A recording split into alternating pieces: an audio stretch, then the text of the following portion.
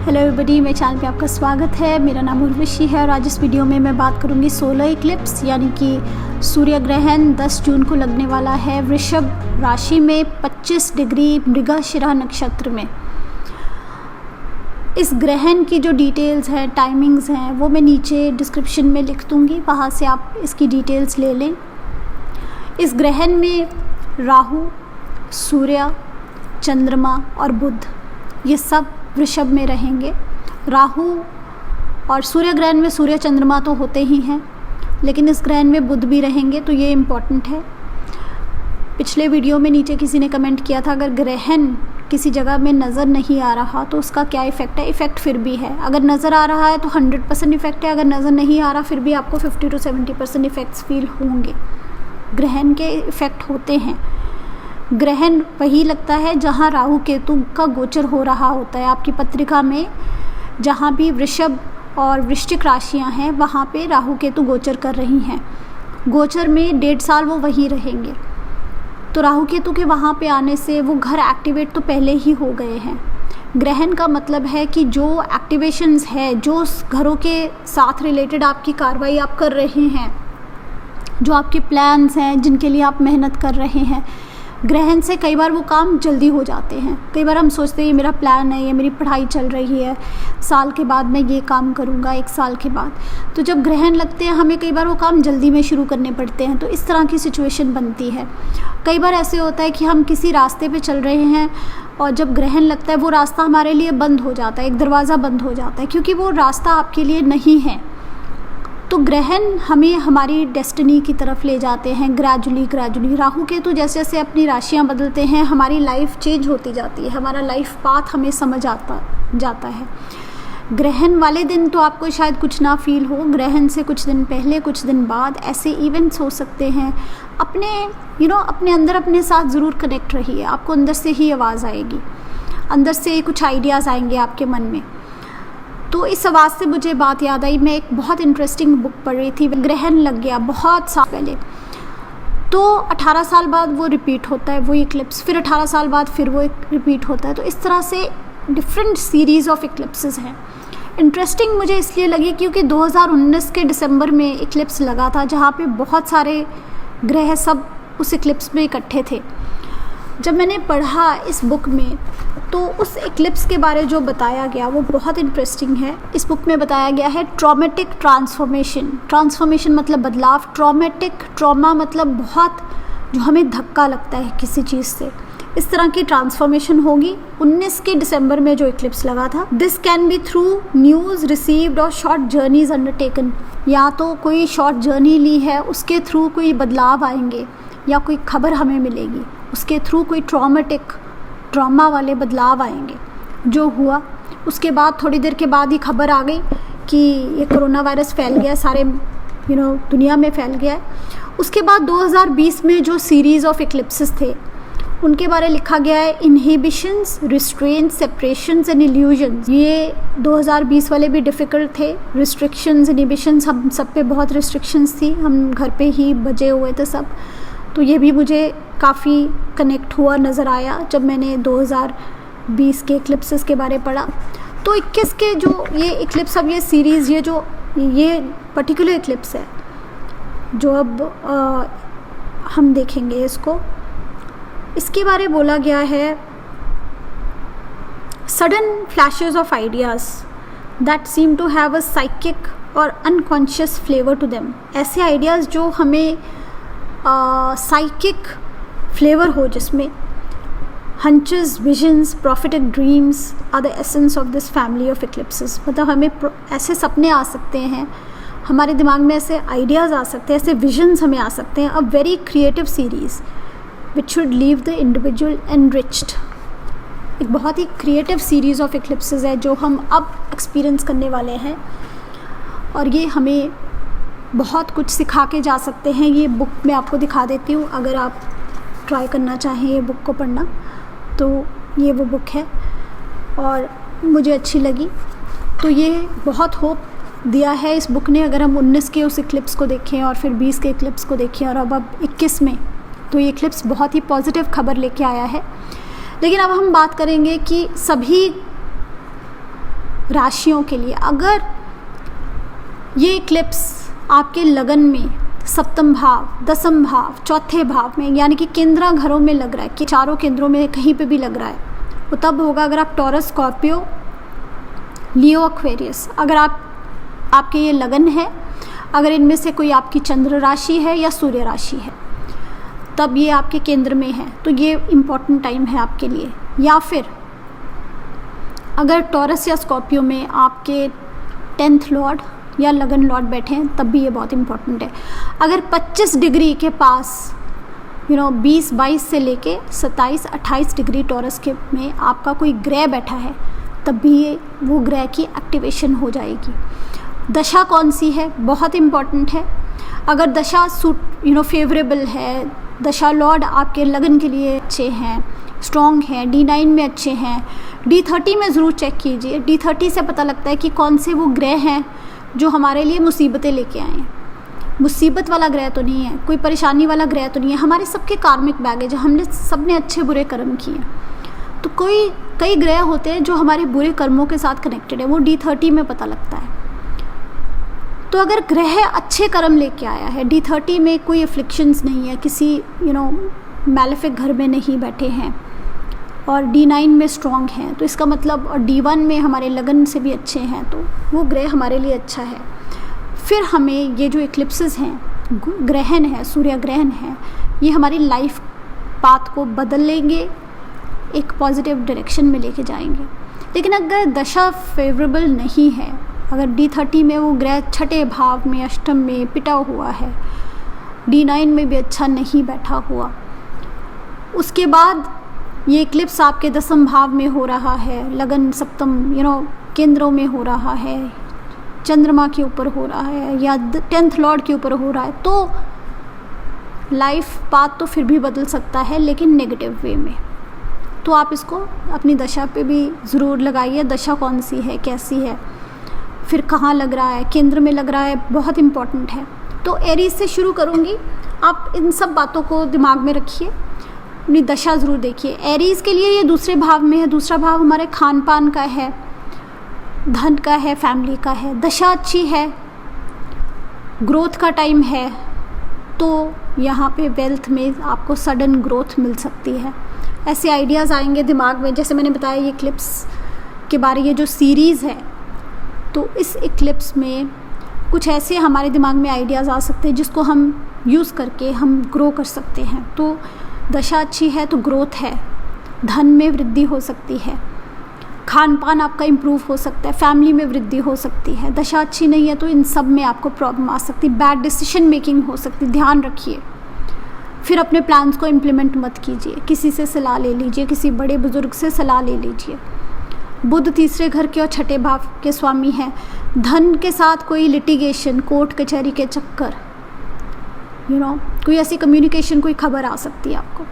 अब मैं बात करूँगी वृषभ की। वृषभ के लगन में है, दूसरे भाव के स्वामी और पंचम के स्वामी भी साथ में हैं। तो फिर से on the positive side, growth, confidence increase, name fame status मिल सकता है। On the negative side, confidence decrease, कोई आपकी इमेज को ख़राब कर सकता है, आपकी हेल्थ इश्यूज़ आ सकते हैं। तो दोनों चीज़ें, कोई नई बिगनिंग है, कुछ नया शुरू करेंगे। और अगर पॉजिटिव दशा है तो बहुत अच्छा है, ग्रोथ है। अगर दशा अच्छी नहीं है तो आपकी इमेज को भी कोई नुकसान हो सकता है। हेल्थ का भी आप ध्यान रखिए फिर।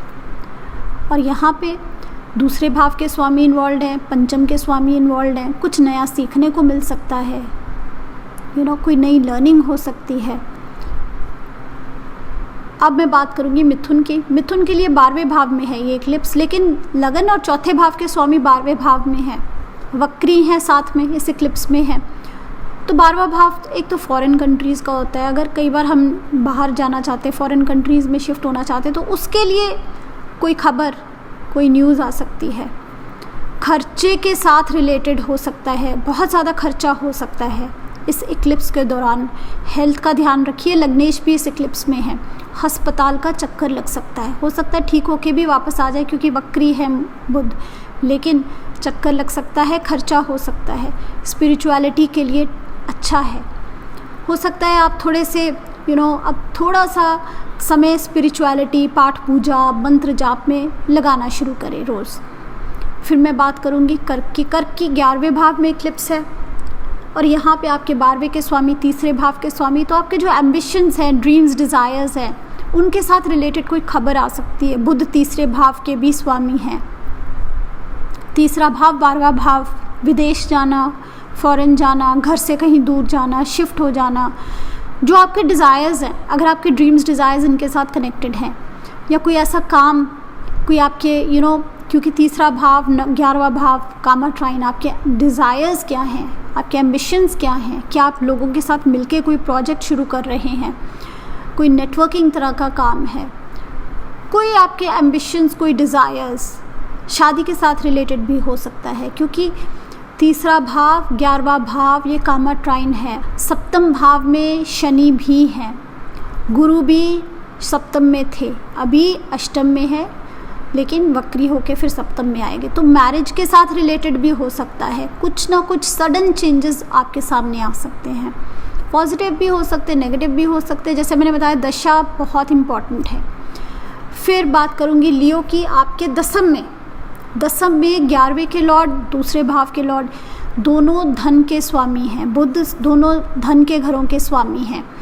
और दसम में करियर के साथ changes, career change, status position change, boss के साथ रिश्ता बदलना, करियर कम्प्लीटली चेंज कर देना।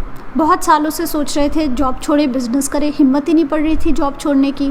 तनख्वाह तो आ रही थी हर महीने, लेकिन कई बार ऐसे हादसे हो जाते हैं। कई बार आपको जैसे नौकरी से जवाब मिल गया, अब उस केस में तो हमारी चॉइस ही नहीं ना रहती, अब हमें चेंज करना ही पड़ेगा।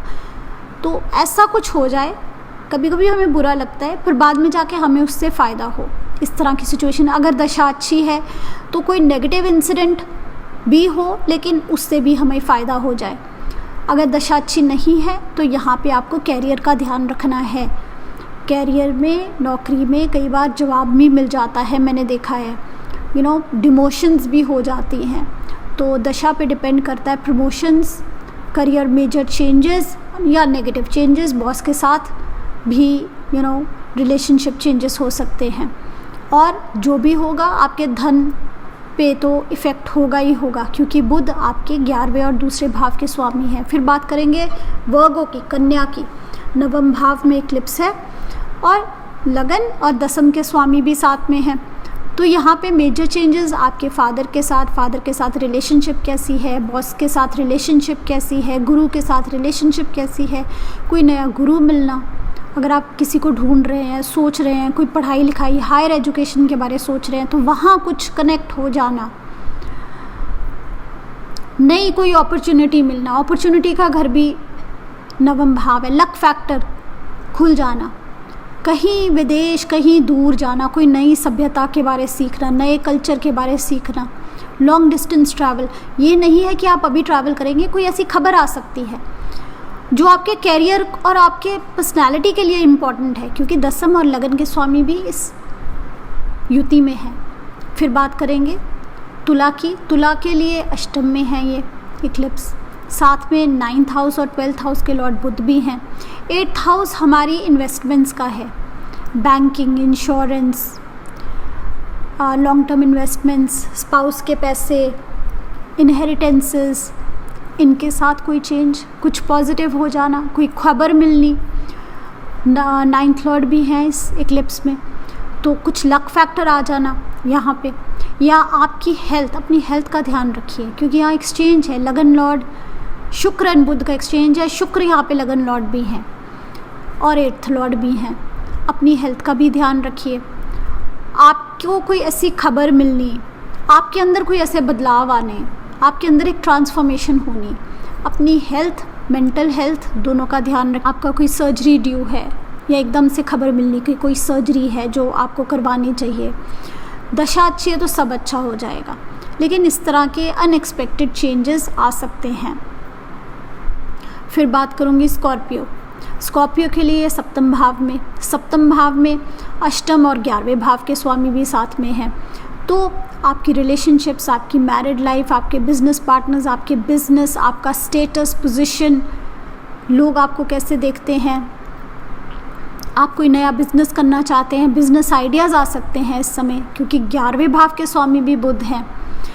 आपकी रिलेशनशिप्स में चेंज, आपके बिजनेस पार्टनर्स और स्पाउस के साथ आपकी रिलेशनशिप में चेंज, क्योंकि अष्टम के स्वामी भी वहाँ पे कोई ऐसे स्कैंडल, कई बार ऐसी खबर आती है सामने और हमारे रिश्ते बदल जाते हैं। इस तरह की सिचुएशन भी हो सकती है, दोनों हो सकती हैं, पॉजिटिव नेगेटिव, आपकी दशा पे डिपेंड करता है।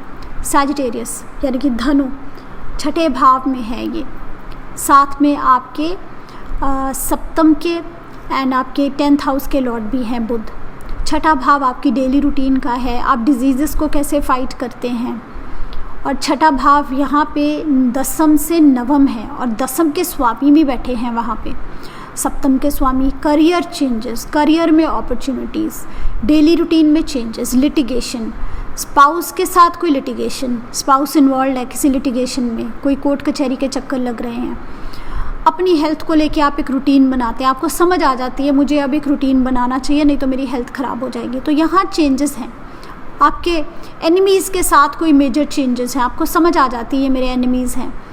आपके कॉम्पिटिटर्स के साथ जो हिडन एनिमीज़, छुपे हुए एनिमीज़ हैं।